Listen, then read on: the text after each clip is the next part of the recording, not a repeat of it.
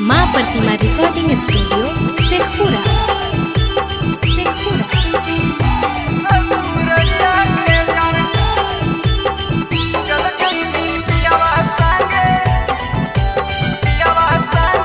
Mix by Shailendra बाबू।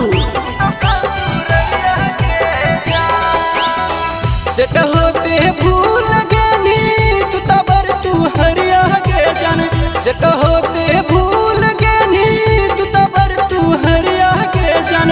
चल जैनी पियावा संगे तू तो ससुररिया के जान। चल जैनी पियावा संगे तू तो ससुररिया के जान। मिलल जुलल भूल गेनी नवदा बजरिया के जान। मिलल जुलल भूल राजगिर पहाड़िया के जान। चल जैनी पियावा संगे तू तो ससुररिया के जान। चल जैनी पियावा संगे तू तो ससुररिया के जान।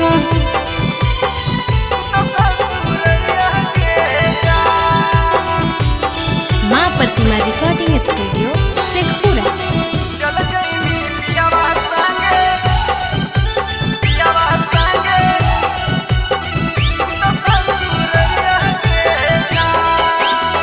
कर देबो वीडियो वायरल करल बतिया गे।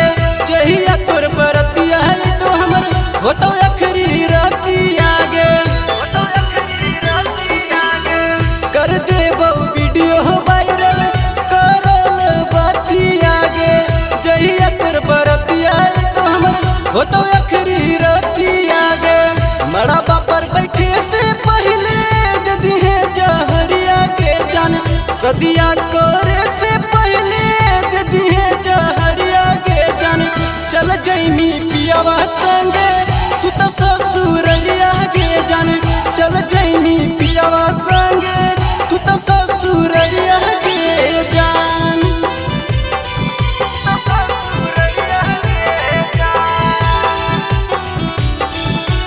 मिक्स बाय शैलेंद्र बाबू।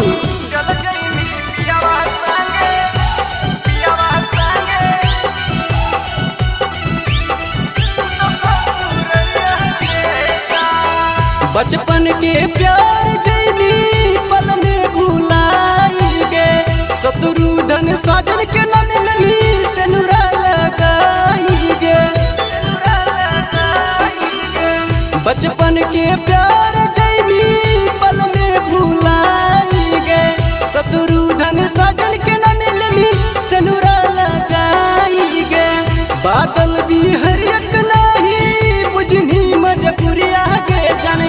यरबार जसवक नहीं बुझनी लचरिया के जान। चल जैनी पियावा संगे तू तो ससुररिया के जान।